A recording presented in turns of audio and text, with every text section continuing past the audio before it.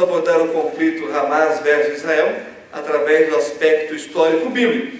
O aspecto bíblico histórico, o histórico bíblico que vamos abordar, diz respeito ao período histórico registrado pela Bíblia e literatura secular sobre a origem da promessa divina de terra para Abraão e seus descendentes, e também abordaremos sobre a presença dos filisteus na terra de Canaã e do atual povo denominado Palestina. Então esse é o nosso objetivo nesse encontro dos amigos de Sião, tratar esse aspecto bíblico, histórico, em relação ao conflito que está acontecendo agora, neste momento lá no Oriente Médio, envolvendo Hamas e o Estado de Israel. Então, abra sua Bíblia em Gênesis capítulo 12, verso 1, e aqui nós temos a promessa de Deus para Abraão de uma terra, chamada de terra prometida.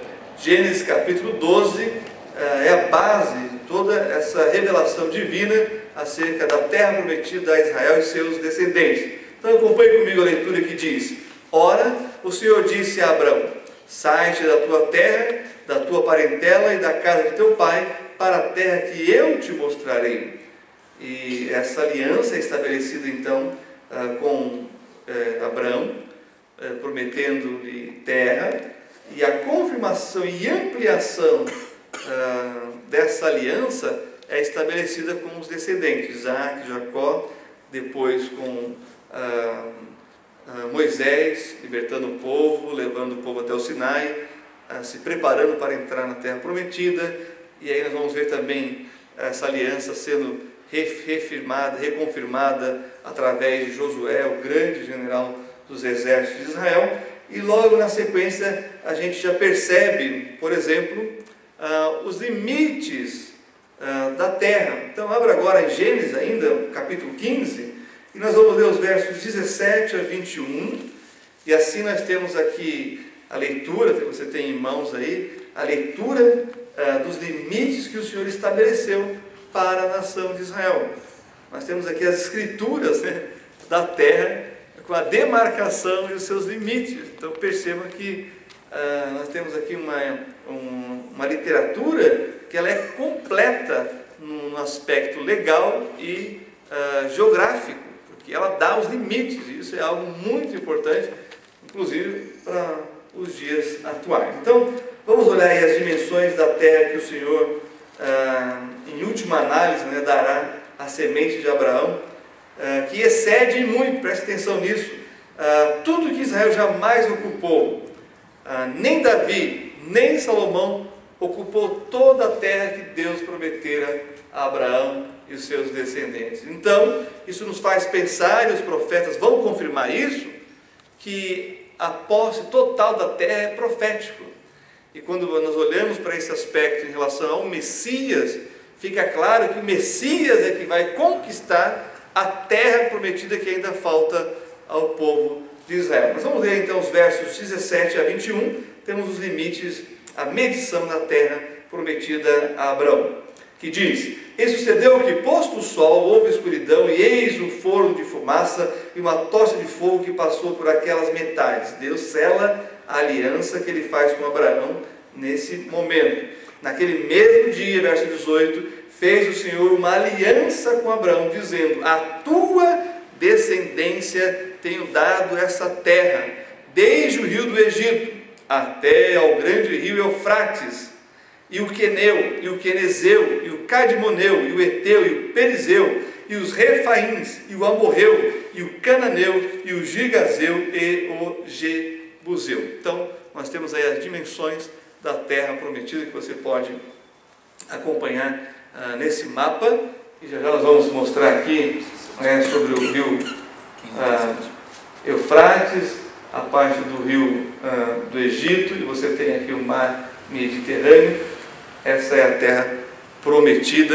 Nós temos aqui, nessa parte aqui, a terra que Deus já havia concedido aos descendentes de Ló, Amon e Moabe, também os descendentes de Esaú, Edom.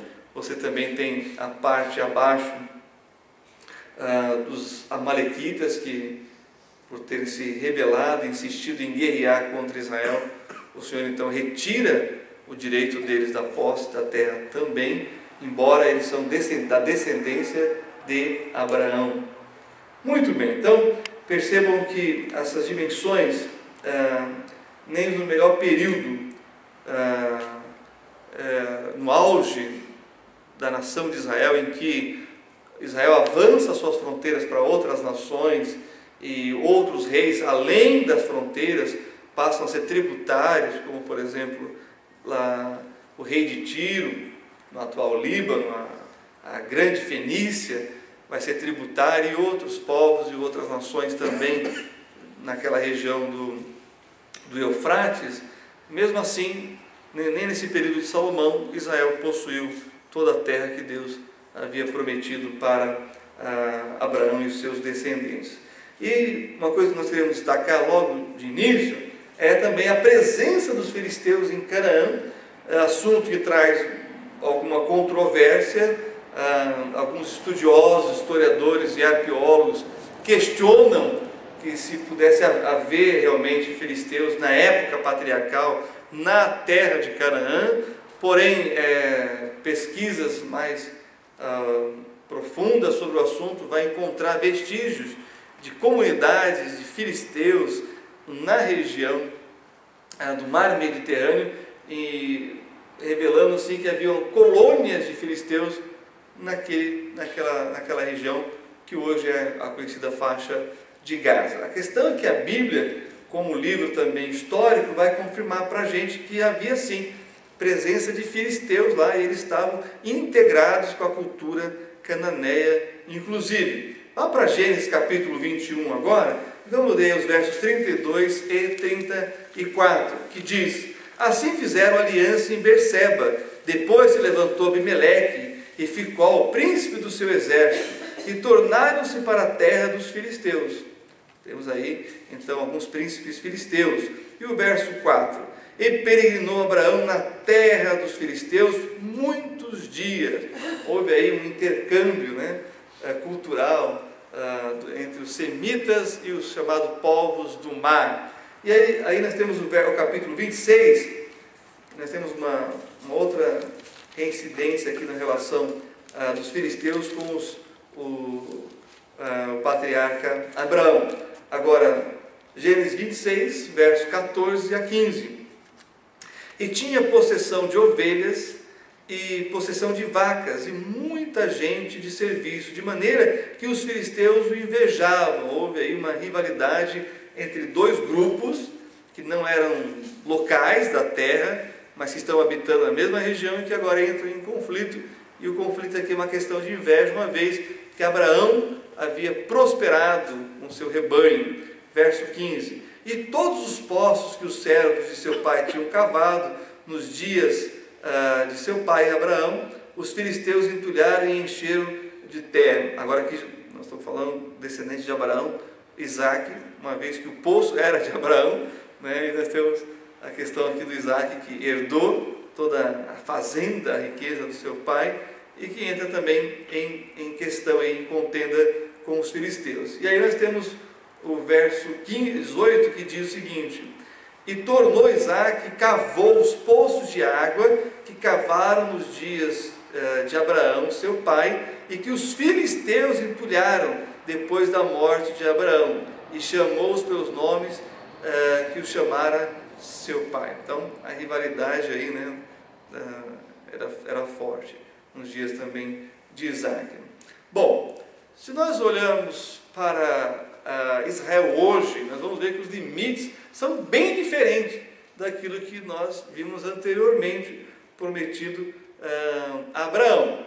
Então hoje nós temos aí, como você pode ver no mapa, o rio Eufrates aqui, você tem o mar Mediterrâneo aqui, você tem a questão do rio do Egito, provavelmente seria nessa parte aqui, ali na região mesmo do Sinai. E olha só, os limites seria isso. Esse seria o que Deus prometeu. Bom, essa parte aqui é o que é a atual. E aí você tem a bandeira de Israel, ela é inspirada no mapa prometido, da terra prometida a Israel. A parte branca acima do azul é a fronteira com as outras nações.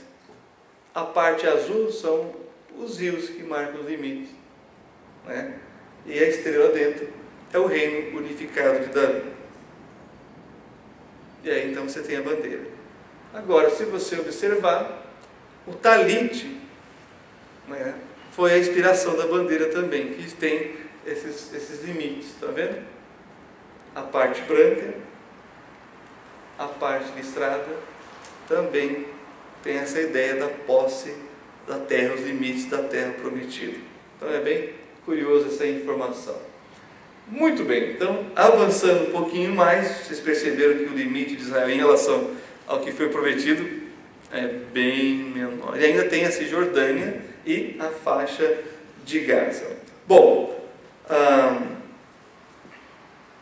promessas que Deus fez a Ismael, melhor dizendo, em relação com a terra de Israel e com os descendentes de Israel. Abra lá em Gênesis agora 16, capítulo 16.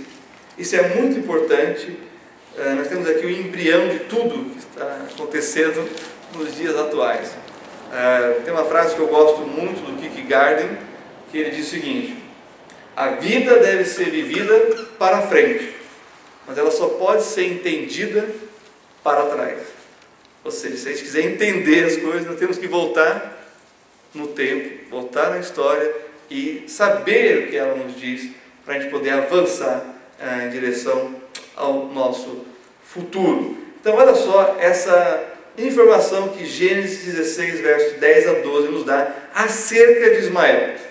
Disse-lhe mais o anjo do Senhor, falando para Abraão acerca de Ismael: multiplicarei sobremaneira a tua descendência, que não será contada, por numerosa que será. Disse também o anjo do Senhor: eis que concebestes, e darás à luz um filho, e chamarás o seu nome Ismael, porquanto o Senhor ouviu a tua aflição.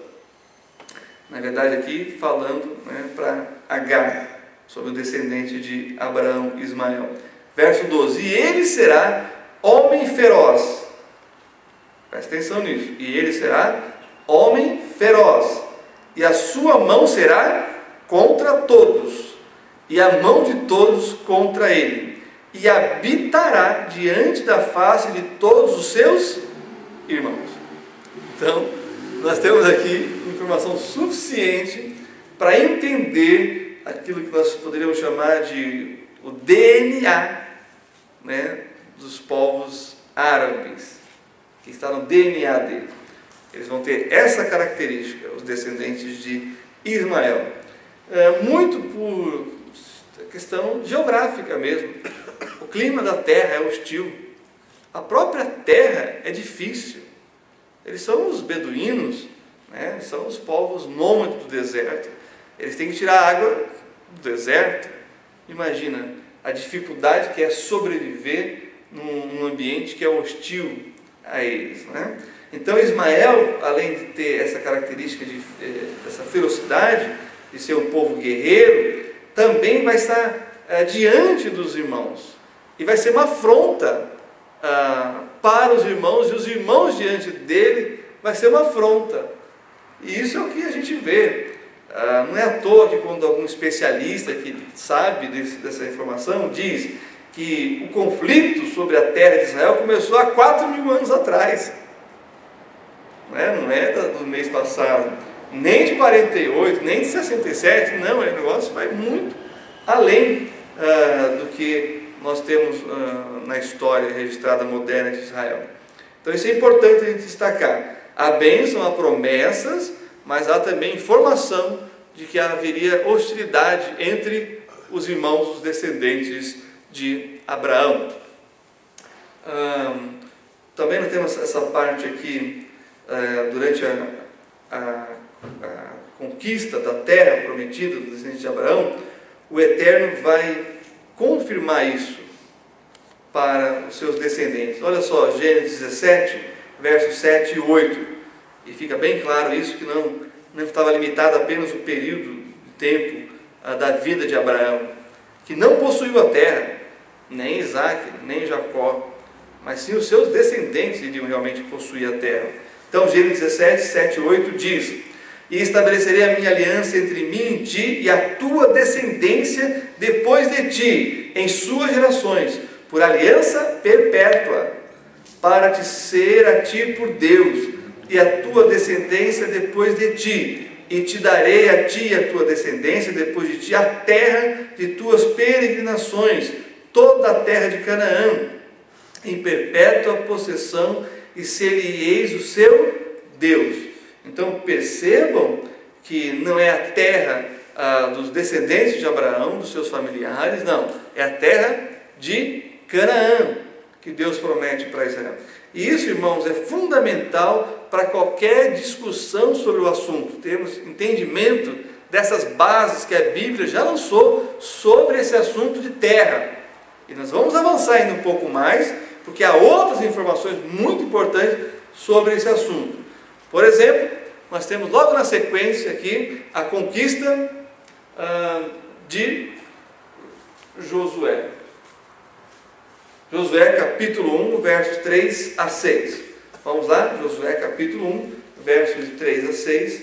Nós vamos ler o seguinte. Está escrito no livro de Josué, capítulo 1, versos 3 a 6. Diz assim as Sagradas Escrituras: todo lugar que pisar a planta do vosso pé, vos tenho dado, como eu disse a Moisés, desde o deserto do Líbano até o grande rio Eufrates, toda a terra dos heteus e até o grande mar para o poente do sol, será o vosso termo. Estou falando do mar Mediterrâneo. Ninguém te poderá resistir todos os dias da tua vida. Como fui com Moisés, assim serei contigo. Não te deixarei, nem te desampararei. Esforça-te em bom ânimo, porque tu farás a este povo herdar a terra que jurei a seus pais lhes daria. Então, mais uma vez, a ênfase aqui da terra dada aos pais e aos filhos. E aí nós temos, mais uma vez, a presença dos filisteus. Agora vá para Josué capítulo 13.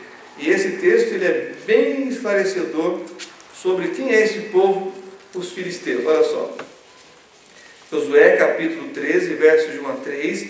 E aqui fala, não é, que a terra não foi completamente conquistada e um povo que se alojou num pedaço de terra ainda continuou lá por algum tempo.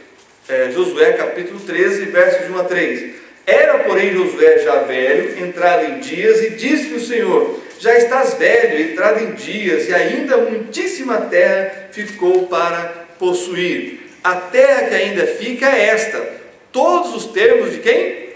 Dos filisteus, e toda Jesur, desde Sior, que está em frente ao Egito, até o entorno de Ecrom, para o norte, que se diz ser dos cananeus, 5 príncipes dos filisteus, o Gazeu e o Asdodeu, o Asquiloneu, o Giteu e o Ecroneu e os Avios. Olha que interessante, os filisteus ainda estão lá e agora eles estão estabelecidos realmente. E aqui cabe a gente contar aquilo que é chamado da grande migração dos povos do mar para a terra de Canaã. Primeiro eu preciso lembrar vocês que os filisteus não são semitas. E não sendo semita, eles não sabem nem hebraico, muito menos árabe. Eles vão começar a aprender o aramaico. E aqui nós estamos falando da invasão que vai acontecer por volta do século 14 a 12, em que os povos do mar, que estão ali no mar Egeu, estão na região ali da ilha de Creta, que tem origem greco-micena, aquela região da Grécia também.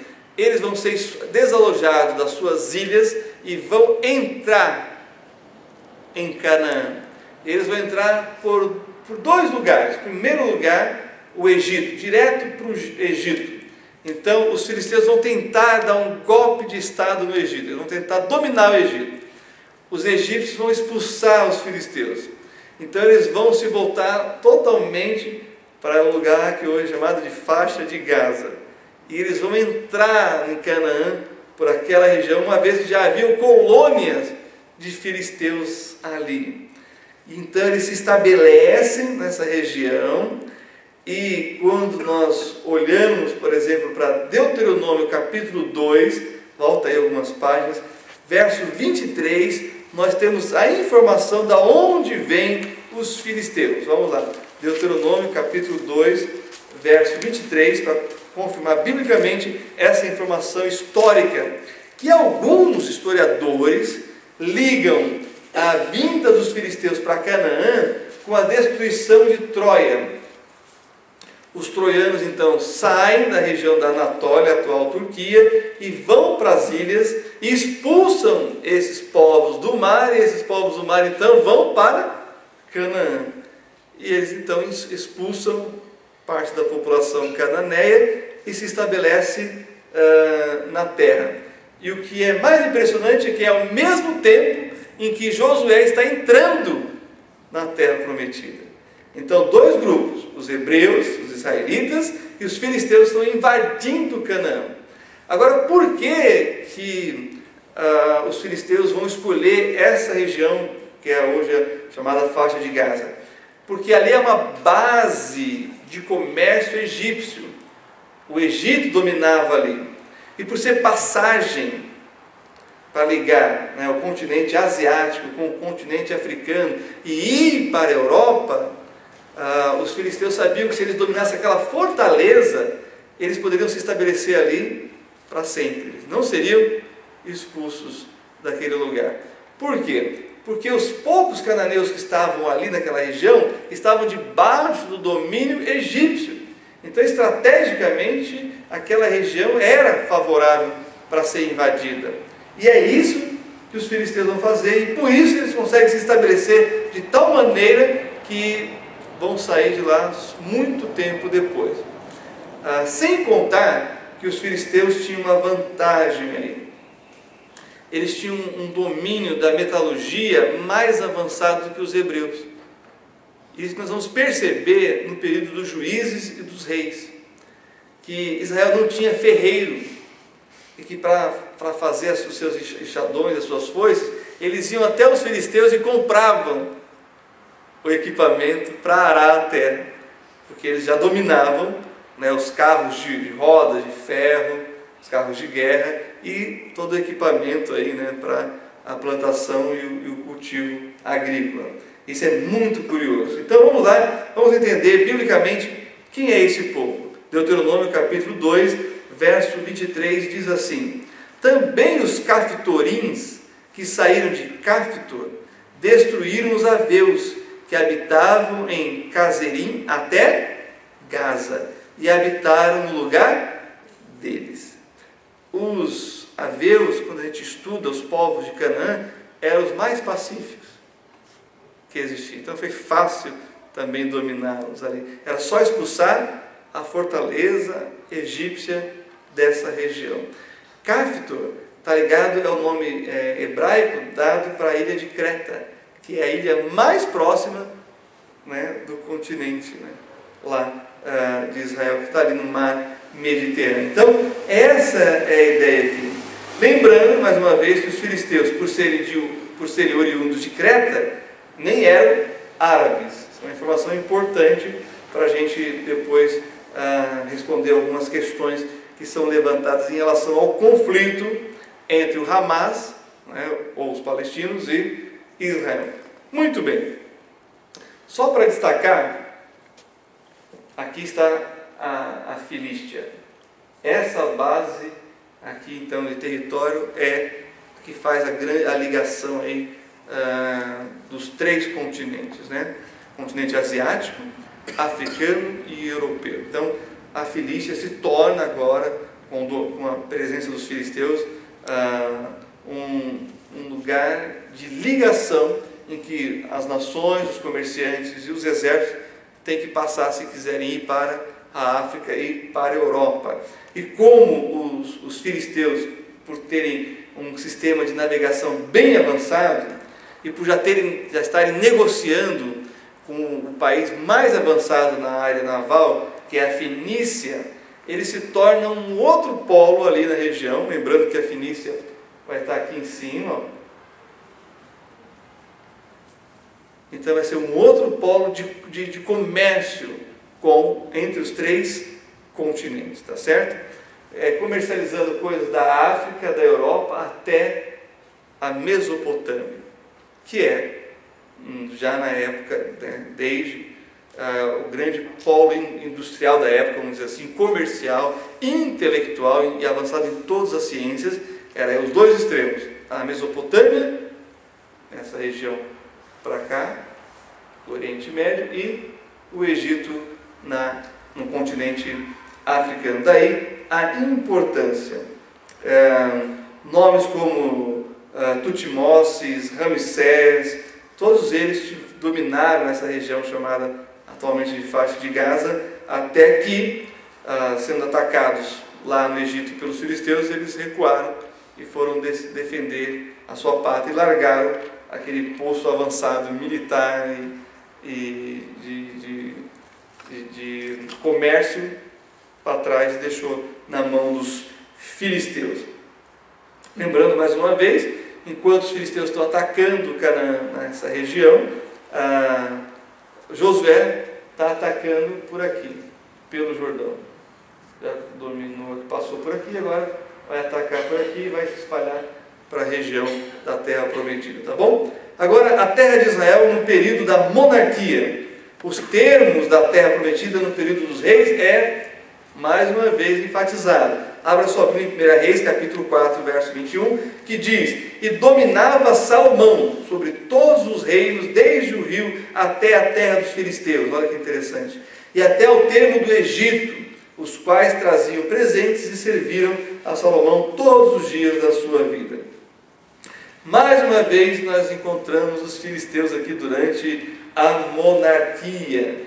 Eles vão enfrentar os reis de Israel, Saul, Davi e Salomão. Aí tem o remanescente dos filisteus. Bom, até que os filisteus são completamente destruídos.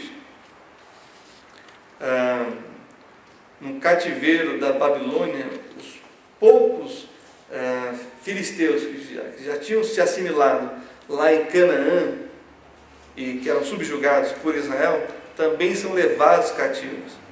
E eles então se misturam na Babilônia e perdem a identidade de povo. Começa com Salomão, com Davi, mas vai terminar com a Babilônia, e aí os filisteus deixam de existir como povo. Tá bom? Isso é muito interessante. Porém, tem uma questão que é levantada profeticamente sobre os filisteus, que está lá em Isaías. Vamos para Isaías, capítulo 11, verso 14. Falando sobre o futuro, Isaías menciona os filisteus. E aqui traz um grande um grande questionamento profético. Olha só o que é dito aí. Isaías 11, 14. Antes voarão sobre os ombros dos filisteus ao ocidente, juntos despojarão aos do oriente, em Edom e Moabe porão as suas mãos. Olha só, Edom e Moabe, isso aqui é importantíssimo, eu já vou falar. E os filhos de Amon lhes obedecerão. Moabe, Edom e Amon deixaram de existir como povo. Também com Nabucodonosor, depois os persas. Mas o que eles se tornaram? Eles se tornaram grupos nômades. E eles então vão ser subjugados depois pelo Império Islâmico, Árabe Islâmico, para o ano 700 depois de Cristo. E esses edomitas, moabitas e amonitas, então, se tornam, por religião, convertidos ao Islã. Se tornam, alguns estudiosos não chamariam eles de árabes, mas chamariam de islâmicos, povos nômades da região de Israel, da chamada Transjordânia, e também do lado da Cisjordânia, termos mais modernos, ou de toda a região de Israel, incluindo o deserto do Sinai, de povos, nômades muçulmanos. Por quê? Porque apesar da religião islâmica, eles têm um código de lei próprio, como beduínos. Alguns, inclusive, mantêm esse código, tanto lá no Sinai, quanto na região do Negev, que é o sul de Israel. E isso, irmãos, é fundamental, porque esse povo permanece até hoje, mas não com o mesmo nome.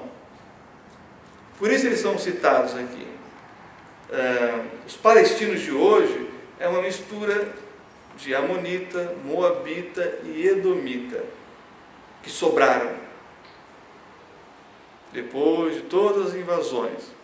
Só que o que é curioso realmente aqui é que aparecem filisteus. Como é que vai aparecer filisteus, pelo menos 300 anos depois de Davi, e o profeta Isaías coloca eles no futuro, junto com Israel e essas outras nações que acabamos de ler. Porque a palavra-chave para entender esse aspecto do capítulo 11, que é profético, é a palavra ocidente. Então os filisteus representam os povos do ocidente, que vieram para o Oriente Médio. Mas não só isso, porque o capítulo 11 fala de Deus trazendo os judeus para a terra. Então os judeus no ano 70 foram expulsos para a Europa, o Ocidente. Os romanos levaram milhares de judeus como escravos para Roma, para a Europa. Então é por isso que os filisteus são lembrados aqui. Porque quando os judeus voltarem, vão voltar da terra que vêm os filisteus. Então é por isso que aparece filisteus aqui nesse contexto, tá bom? Isso é muito importante a gente destacar. Muito bem, a terra de Israel após o cativeiro. Neemias relembra, após o cativeiro babilônico, a aliança que Deus fez com Abraão de dar a terra dos cananeus à sua descendência. Leia comigo Neemias capítulo 9, versos 7 e 8, que diz: Tu és o Senhor, o Deus que elegeste a Abrão, e o tiraste de Ur dos caldeus, e lhe puseste por nome Abraão, e achaste o seu coração fiel perante ti, e fizeste com ele a aliança, de que darias à sua descendência a terra dos cananeus, dos heteus, dos amorreus, dos perizeus, dos jebuseus e dos gigazeus, e confirmaste as tuas palavras, porquanto és justo. Então olha só, após o cativeiro, depois do cativeiro babilônico, Israel restaurado depois de 70 anos, 586 a.C., acontece a destruição de Jerusalém, do templo, e temos aí o cativeiro babilônico, que leva milhares e milhares de judeus para a Babilônia. 70 anos depois eles começam a voltar. E aí Neemias, então, com Esdras e toda uma equipe, começam a restaurar a cidade, restaurar os muros, a restaurar o templo de Jerusalém. E ele, então, nesse discurso que ele tem aqui, orando a Deus, falando com Deus, ele reivindica a aliança da terra. Por quê? Porque as nações ao redor, e aí nós temos a presença desses que nós falamos, dos árabes, dos moabitas, edomitas e amonitas, mas sem autonomia como nação, como povo, subjugado agora não pelos babilônios, mas sim pelos persas, pelos medos persas. Então o que acontece? Eles vão afrontar Israel, dizendo: vocês não têm direito à terra.